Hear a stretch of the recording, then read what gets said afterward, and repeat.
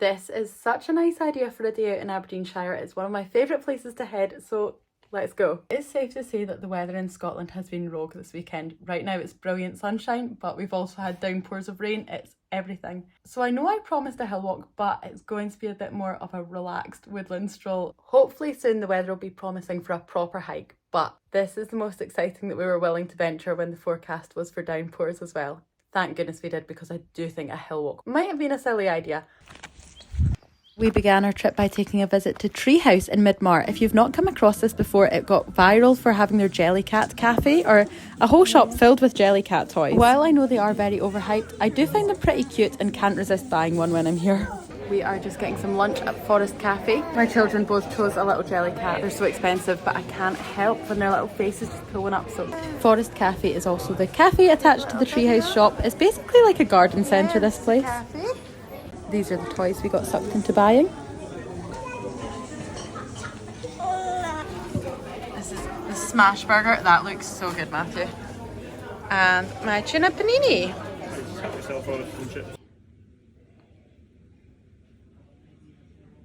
Time for another toilet review, because you liked that before. I'm going to give this, it's going to be a 5 out of 10. I don't like when there's water on the floor. It's suspicious, but I think it's just water. And there's toilet roll. There's still toilet roll in the toilet. Not a fan of that. And drips in the seat. I think it'll be a hover one. In hindsight, I'm going to give it 2 extra points because I like this soap and I like these. These are cool. I always feel a bit embarrassed filming in public, but I'll give a whiz round so you can see what the shop looks like and what to expect if you come along here. Where's Daddy gone? Daddy! Yeah, Daddy gone. Right, will we go? Are you going to take your shopping? Which one's for you? We've come for a walk at Midmar Forest, and the start is nice and flat for a buggy, but it's just steep uphill, and Matthew isn't being very gentlemanly because I bet him on the 10k, so he's making me push this buggy up his hill. And it's actually pretty steep. Right, you can't actually see the steepness here, but it's intense. We're using the All Trails map for this route, though it's quite simple. You just park at the car park and then it's a very clear path that takes you round in a circular route. It's about 5.5 kilometres.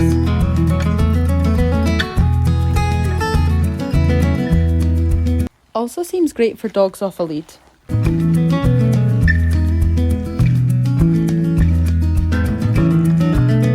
We've let our toddler out of the buggy. I was going to say off the lead. The dog is off the lead. The toddler is out the buggy, so we'll be going at about half the speed. But we like to let her walk maybe around 1 kilometre to 2 kilometres. And it's not too steep. It's just quite a gentle hill up, so I think she'll manage it okay. It's come on absolutely bucketing it with rain. So are we going to keep going? We're like 1 kilometre in out of 5. What are we doing, Matthew? I don't know. It is absolutely sweltering now. This is sweat, not rain. It's so hot, but we have come to a slight, I think the path's meant to go there, but a bit boggy, and it looks like there are maybe trees down there. I'm not sure we're going to make it. It looks a bit impassable though. Yeah, because there's not a clear way. Matthew, see if you look after the buggy, I'll have a quick look this way.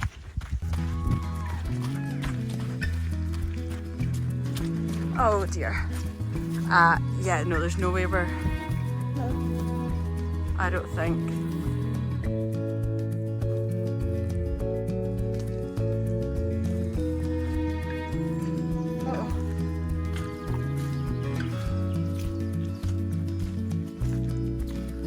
So the route's actually wanting us to go over here. I think there is a bit of a path there. It's really pretty. Like, we've still done 2k, right? Yeah, I think. The house again too. No, it's been really nice, and then our toddler's done like 1 kilometre of walking, which is good. Yeah, that's just going to be impassable with a buggy, isn't it? No chance.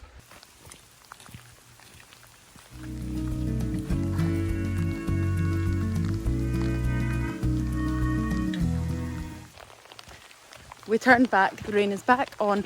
I actually think there was like a crossroads. I'll show you when we come back to it in case you want to do this walk. But there was a crossroads and we turned right, and I think if we'd gone up the hill we would have actually got a longer walk, and we'll have still walked around 4 kilometres, which is still a nice walk. It takes about an hour. Our nappies in the water. We're a bit drenched, the kids are drenched. You can see the phone's getting drenched. So, as you're coming up this path, I think you'd maybe get a longer walk if you went up that way, whereas we took that path.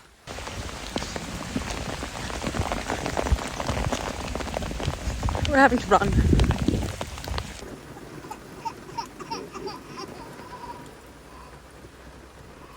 I can get directions. Yeah, that's fine. Going at the end.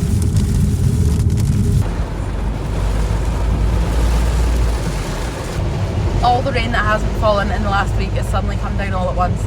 So we're just driving back. I think we're going to get a Starbucks. I am currently loving a strawberries and cream frappuccino with almond milk because I can have it because it's dairy free and it tastes so good. It's almost like, I don't know, I think the almond milk makes it even better actually.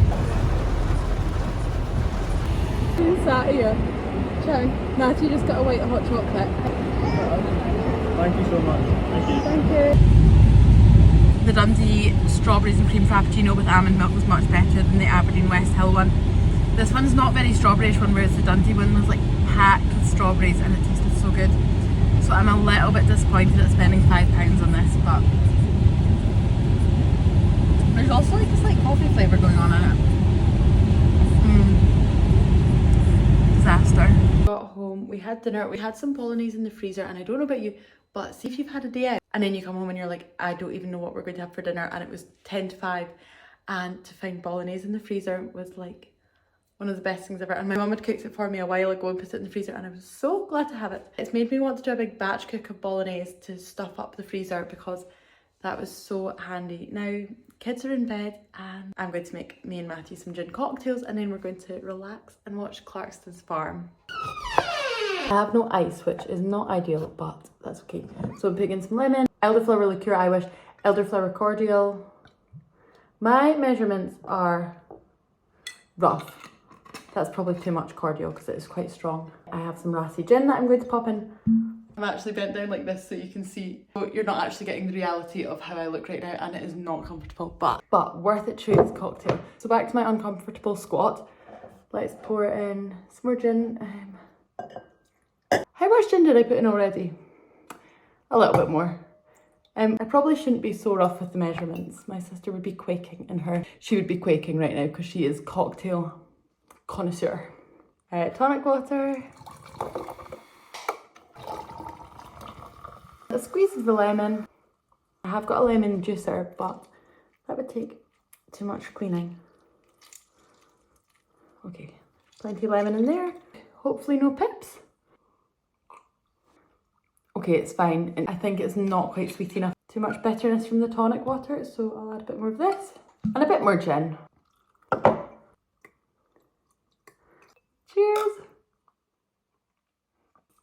Oh, we got a pip in. More juice in here. Maybe for 2026, my New Year's resolution will be to learn how to do good cocktails.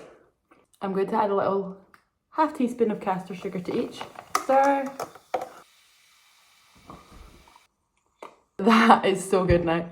That is actually perfect. I'll put the loose recipe on the screen for you here. That's worked really well. It's like sweet and lemony and ginny and elderflowery. Oh, that is brilliant. Do we rate or hate the pickled onion crisps? I think they might be my guilty pleasure. I'm off to go chill and enjoy this lovely cocktail. So if you've made it this far, thank you for joining me for the vlog. I hope you've enjoyed it and please do subscribe, like, as it makes a huge difference while I'm still starting out. I'll see you next week.